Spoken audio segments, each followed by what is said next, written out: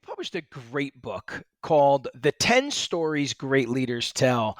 And I'm wondering if maybe there's a chance that you could go through those 10 stories for us. And obviously, I'm not asking you to do an audiobook version of the book Yeah. here, but maybe just a quick summary of those 10 for us would be really helpful. Yeah, certainly. I can give you the list. So we'll go through the table of contents, which should give you a good idea Great. of what the stories are that you need. So the first four of these 10 go together because they're about setting the direction for the organization. So here they are. Number one, where we came from. So that's a founding story. So next is why we can't stay there. So that's a case for change story.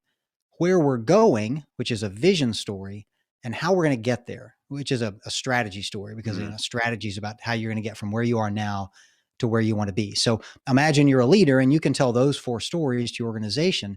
I think you're much more likely to get the organization to go where you want them to go Yeah. because Yep. you can easily explain where we came from, why we can't stay there, where we're going, and how we're going to get there. All right. Cool. Okay. So the next four, they go together as well, but they're more about who we are as an organization. So that's what we believe. So that's a corporate values story. Who we serve. So that's a customer story. What we do for our customers. So that's a classical sales story. Mhm. And number 8 is how we're different from our competitors. And I call that a marketing story because marketing's typically about differentiating yourself from your competitors. So Mhm. imagine you can tell those four stories.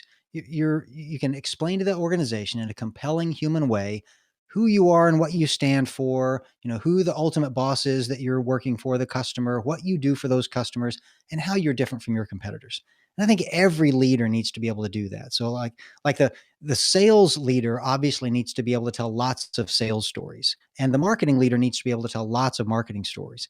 But the HR leader and the IT leader and the head engineer and the head of accounting, they need to be able to tell one good customer story and Right. one good marketing story. Otherwise, they're just not going to be an effective leader for the organization. But I think that just gets us to 8, right? So we got 2 more.